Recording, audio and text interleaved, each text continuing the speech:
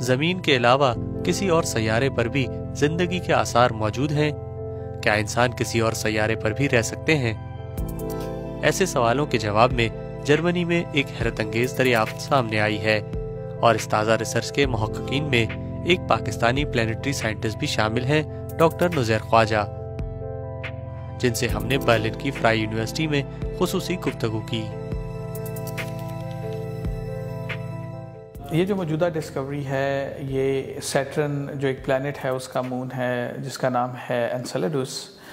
یہ ڈسکوری اس انسیلیڈس کی سب surface oceans کے اندر جو سمندر ہیں ان سمندروں سے نکلنے والا فاسفورس ایلیمنٹ ہے، جو کہ ہم نے آئس کرین میں دریافت کیا ہے، ڈسکوری کی ہے۔ میں اس ٹیم کا انٹیگرل حصہ ہوں جس نے یہ ڈسکوری کی ہے، اور فاسفورس کا ملنا انسیلیڈس کے اوشن کے اندر، اس کا مطلب یہ ہے کہ اگر ہم زمین پر پائے جانے والی جتنی بھی زندگی ہے اس کو اگر دیکھیں تو فاسفورس ایلیمنٹ ایک بنیادی جز ہے جس کے بغیر زندگی کا وجود ممکن نہیں ہے۔ یعنی ہمارے جو زندگی کے جو سیل ہیں، لائف سیل جو ہیں، ان کو جو انرجی ملتی ہے وہ ایسے کمپاؤنڈ سے ملتی ہے جس کے اندر فاسفیٹ اور فاسفورس ایک بنیادی اہمیت کا حامل ہے۔ تو کیا ہم یہ کہہ سکتے ہیں کہ زمین کے علاوہ کسی اور سیارے پر زندگی کے امکانات موجود ہیں؟ ابھی تک جو جتنی بھی اسپیس ایجنسیز ہیں ان کا جتنا بھی ڈیٹا ہم نے کلیکٹ کیا ہے، اس میں جو سب سے پرائم ٹارگٹ جو ہمیں سمجھ میں آ رہی ہے وہ سیٹرن کا یہ مون ہے۔ کیوں؟ اس لیے کہ اس سیٹرن کے مون کے اندر جو بنیادی 6 اعضاء ہیں، 6 ایلیمنٹس، جن کی مدد سے زندگی اپنے آپ کو سروائیو کرتی ہے، زندگی گرو کرتی ہے، زندگی اپنے آپ کو اسٹیبلش کرتی ہے، وہ 6 کے 6 وہاں پر دریافت کیے گئے ہیں، جن میں carbon, hydrogen, nitrogen, oxygen, phosphorus اور سلفر۔ ان 6 ایلیمنٹس میں سے پہلے جو 4 ایلیمنٹ ہیں، کاربن، ہائیڈروجن، نائٹروجن اور آکسیجن، ان میں نے گزشتہ سالوں میں جو ڈسکوری کی ہے اس کو میں نے لیڈ کیا تھا، اور اب جو فاسفورس جو فائنل ایلیمنٹ ہے اس کی ڈسکوری کے ساتھ یہ 6 کے 6 ایلیمنٹ جو ہیں وہ ہمیں اب انسیلیڈس میں ملتے ہیں۔ تو ان کا مطلب یہ ہے کہ انسیلیڈس کو ضرور فردر ایکسپلور کیا جانا چاہیے، کیونکہ ان 6 ایلیمنٹس کا وہاں پہ ملنا اس بات کا ثبوت ہے کہ زندگی کے امکانات روشن ہیں۔ ڈاکٹر صاحب، ہمیں تھوڑا سا اپنی ریسرچ کے طریقہ کار کے بارے میں بتائیے۔ جو کیسینی اسپیس مشن ہے اس کے اوپر جو ایک انسٹرومنٹ ہے جس کا نام ہے کاسمک ڈسٹ انالائزر، اور میں اس انسٹرومنٹ پہ اسپیشلائزڈ ہوں۔ وہ انسٹرومنٹ انسیلیڈس کے مٹیریل کو کیپچر کرتا ہے اور وہاں سے ہمیں ڈیٹا نیچے بھیجتا ہے زمین پر، اور وہ ڈیٹا میں یہاں بیٹھ کر جرمنی کی اس یونیورسٹی میں اس کو انالائز کرتا ہوں، اینڈ دین فائنلی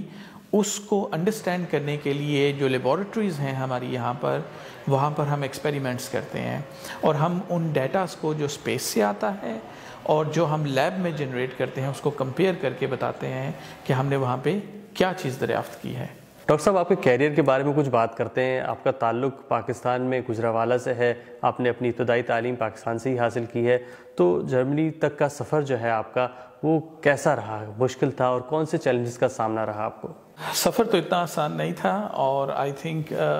اس بات سے پاکستان میں رہنے والے سب لوگ ریلیٹ کر سکتے ہیں۔ ایک بہت لمبا سفر تھا، لیکن اس سفر میں ایک چیز بہت بنیادی تھی، اور وہ یہ تھی کہ اپنے جرنی کو سٹاپ نہ کریں بلکہ کنٹینیو رکھیں اور ہمت مت ہاریں۔ تو کچھ کرنے کی لگن جو اپنے اندر تھی، اس لگن نے ایکچولی مجھے ایکسل کرنے پر مجبور کیا، اور فائنلی میں پاکستان سے اپنی ابتدائی تعلیم حاصل کرنے کے بعد سکسیسفلی میں نے اپنی تعلیم کو کنٹینیو رکھا اسکینڈینیوینز میں، اور وہاں کی ایک یونیورسٹی ہے فن لینڈ کی جس کا نام ہے یونیورسٹی آف ترکو۔ میں نے وہاں سے پھر ایک اور ماسٹرز کنٹینیو کیا۔ وہیں سے میں یورپ کا ایک بہت بڑا اسپیس مشن تھا جس کا نام تھا روزیٹا اسپیس مشن، میں اس کے ساتھ ایسوسیٹ ہو گیا اپنے ماسٹرز کے دنوں میں،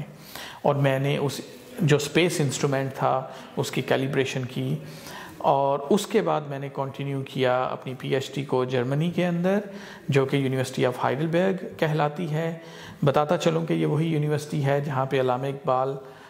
تھے اور وہاں پر ان کا گھر بھی ہے اس سٹی میں، اور اسی یونیورسٹی میں بہت زیادہ نوبل laureate بھی ہیں.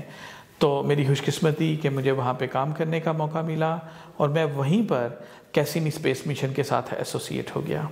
تو اس طرح سے میں نے اپنی پی ایچ ڈی وہاں پہ مکمل کی اور پھر میں نے پوسٹ ڈاک کو کنٹینیو کیا وہیں پر، اور کرتے کرتے آج میں برلن کی اس یونیورسٹی میں ہوں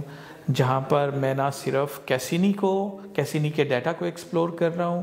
بلکہ میں جیپنی اسپیس مشن جو کہ ڈیسٹینی پلس ہے جس کا نام، میں اس کے ساتھ بھی ایسوسیٹ ہوں. اور میں یوروپا کلیپر ایک اسپیس مشن ہے ناسا کا جو کہ جوپیٹر کے مون کی طرف جا رہا ہے، میں اس مشن کے ساتھ بھی ایسوسیٹ ہوں as a professional affiliate. Pakistan میں جو سائنس کی تعلیم دی جاتی ہے تو آپ اس سے مطمئن ہیں یا آپ سمجھتے ہیں کہ اس میں مزید بہتری کی گنجائش ہے؟ جب میں اپنی نظر سے دیکھتا ہوں تو مجھے یہ لگتا ہے کہ پاکستان میں ایک چیز کی بہت کمی ہے، اور وہ ہے سوال کرنے کی اور سوال کرنے کو انکریج کرنے کی.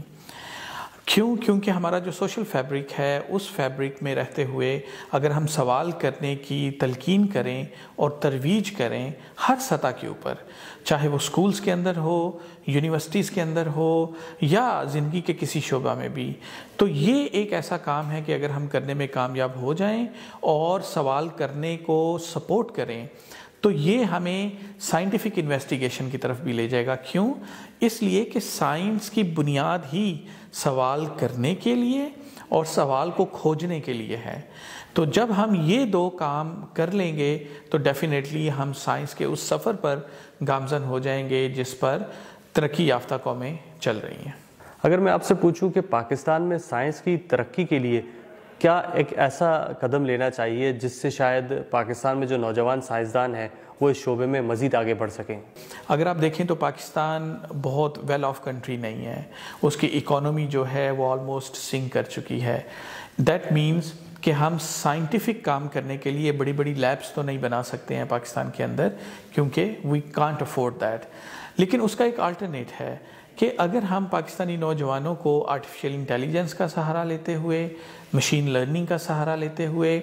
ہم ایسے پروجیکٹس کے اوپر کام کریں، چاہے وہ فزکس سے تعلق رکھتے ہوں، chemistry, bio, math, space exploration, but یہ والی جو سکلز ہیں جو میں نے جن کے ابھی نام لیے ہیں، اگر ان کو یوٹیلائز کیا جائے، نوجوانوں کو اس طرف لایا جائے تو ہم انٹرنیشنل پروجیکٹس میں اپنا رول پلے کر سکتے ہیں. اور دوسری بات یہ ہے کہ ہمیں یہ چاہیے پاکستان میں کہ ہم انٹرنیشنل کمیونٹی کو پاکستان میں انوائٹ کریں، سائنٹیفک کمیونٹیز کو، تاکہ وہ پاکستان میں آئیں اور ان کی مدد سے ہم نوجوانوں کو ٹرین کریں جو کہ پاکستان میں ہیں. اینڈ دین میں سمجھتا ہوں کہ پاکستانی نوجوانوں کا سائنس میں ایک رول ہو سکتا ہے. ڈاکٹر خواجہ، پاکستان کے حالات تو ہمارے سامنے ہیں، چاہے وہ سیاست ہو یا معیشت ہو، اور اب ہم دیکھ رہے ہیں کہ نوجوان پڑھا لکھا طبقہ خاص طور پر بہت تیزی سے ملک چھوڑ رہا ہے. تو اس صورتحال کو آپ کس طرح دیکھتے ہیں؟ بات تو یہ ٹھیک ہے کہ ہمارا جو برین ہے وہ پاکستان سے باہر آ رہا ہے اور باہر کی اکانومیز میں اپنا رول پلے کر رہا ہے. لیکن یہاں پہ ایک میں خوش آئند بات بھی آپ کو بتا دوں